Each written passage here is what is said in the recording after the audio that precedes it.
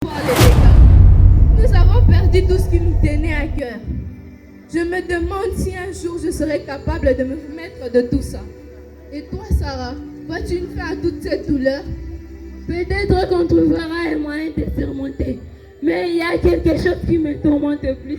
On entend les rumeurs, les discours de haine, ces mensonges qui circulent. Qui va croire à notre histoire si les gens continuent à se mentir à eux-mêmes?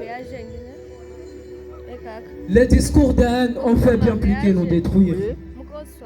Ils ont divisé les communautés et même les enfants. Ils m'ont pris moi aussi.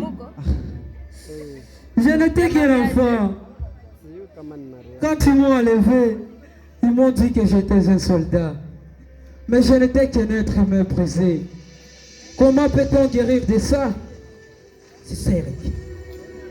Tu n'es pas seul. On est là. Et on peut ensemble reconstruire ce qui a été détruit. Ça ne sera pas facile. Mais la paix, la vraie paix, ça commence dans notre cœur. Nous devons réparer ce que les autres ont détruit à nous. C'est pour ça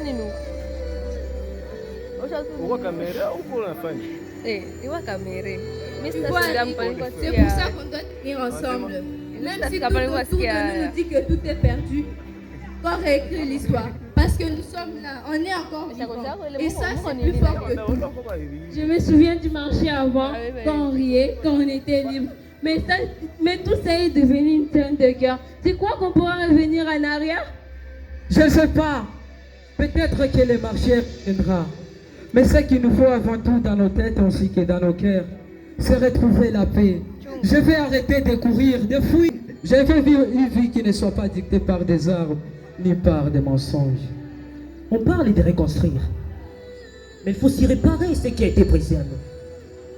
Et ce n'est pas juste la ville qui doit renaître, mais aussi nos esprits. Et surtout que la génération qui vient n'ait pas porté le poids de la haine et de la violence qu'on a vécu.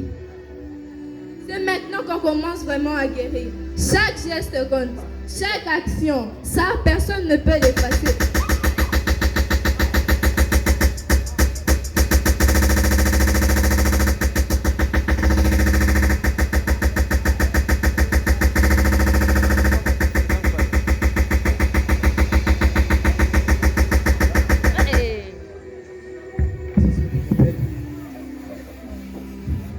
Qu'est-ce qu'il y a?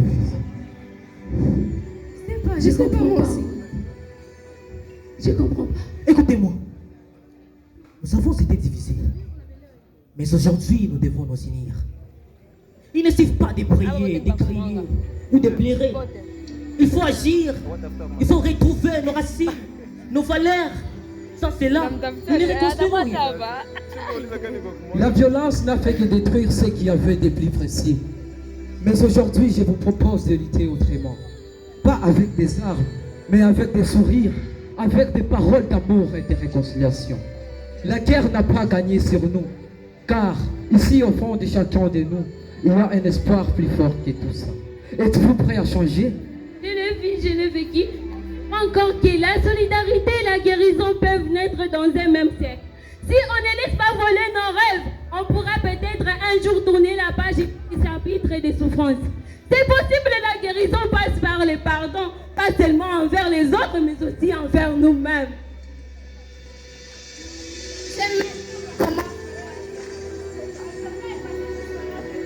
On va transformer nos souffrances en espoir, en force, en vie.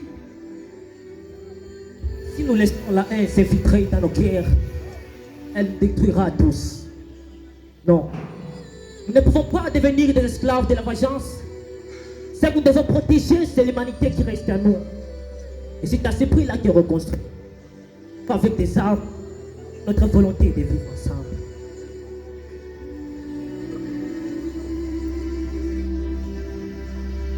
Boris, nous avons beaucoup souffert. Et c'est exactement pour ça que nous devons nous relever ensemble. La haine ne mène nulle part. Elle ne fait qu'envahir la situation et perturber les souffrances. Ce n'est pas la vengeance qui nous guérira, mais c'est l'amour, l'unité et la paix. Aujourd'hui, nous décidons d'être unis. Et ça, rien ni personne ne peut nous enlever. Vous parlez de guérison, de pardon. Vous croyez que c'est le moment pour ces belles paroles. Vous pensez ceux qui nous ont détruits vont s'y contacter de nos mains entières et de nos sourires, qu'on va simplement effacer la douleur? Ça ne marche pas comme ça. L'amour, l'unité. Mais vous êtes naïfs. Vous croyez ceux qui ont tué, détruit, violé vont simplement disparaître en vous tendant la main? Ça ne vaut pas le temps pour ces illusions. Cette lave contactée de l'idée d'une paix possible, alors que la réalité elle est bien plus cruelle. Il est temps d'ouvrir les yeux. La vengeance peut guérir. Elle vous rend plus fort. Vous êtes là à souffrir dans le silence. Vous avez droit à la rétribution. Mais si on choisit de haïr, on devient ce que nous avons combattu. Si nous faisons ça, si nous nous enfonçons de la violence, qu'est-ce que nous devrons offrir aux générations qui viennent? Une vie détruite de la vengeance et de la haine. Sarah, tu ne comprends pas. Ce n'est pas de la haine, c'est de la justice. Quand les autorités nous ont laissés pour morts, quand ceux-là nous ont pris tout ce qui nous appartenait, c'est de la justice qu'on demande. Vous parlez de pardon, mais qui va nous pardonner? Ceux qui ont massacré nos familles, qui ont détruit nos vies. Alors, vous allez rester là à prier ou vous allez faire quelque chose? Pourquoi voulez-vous repartir sur ces terrains? Pourquoi voulez-vous réveiller la haine? Nous avons tous vu les conséquences de la guerre. Nous avons vu les souffrances et la mort. Pourquoi on ne peut pas tourner la page de l'histoire en laissant la haine nous détruire? Ça ne marche pas comme ça, Boris. Et si vous ne laissiez faire? Si vous laissiez la vengeance ouvrir une nouvelle voie? Vous croyez que la paix reviendra juste comme ça? Vous croyez que ce que vous avez perdu sera un jour rendu par des mots doux et des sourires? Non, ce n'est pas la paix que vous apportez, c'est la résignation. D'ailleurs, vous êtes des esclaves de vos illusions. Amina, il a raison sur un point. Peut-être que ce monde ne donnera jamais ce qu'on mérite. Peut-être que la paix n'est pas pour nous. Après tout, même si j'ai envie de me battre, je sais que ce n'est pas la vraie solution. Moi, je n'ai pas envie de devenir celle que j'étais. La guerre, ça détruit tout.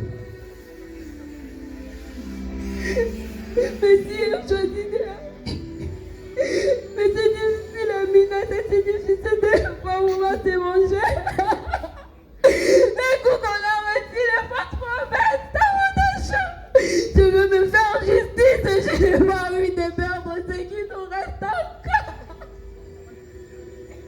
Je sais, Sarah, moi aussi je ressens cette douleur. Mais on doit arrêter la roue. On ne peut pas laisser la haine prendre racine en nous. Sinon, elle ne partira jamais. Si nous laissons la haine s'infiltrer dans nos cœurs, elle nous détruira tous. Non, nous ne pouvons pas devenir des esclaves de la vengeance. Ce que nous devons protéger, c'est l'humanité qui reste à nous. Et c'est à ce prix-là qu'on reconstruira, pas avec des armes, mais avec notre volonté de vivre ensemble.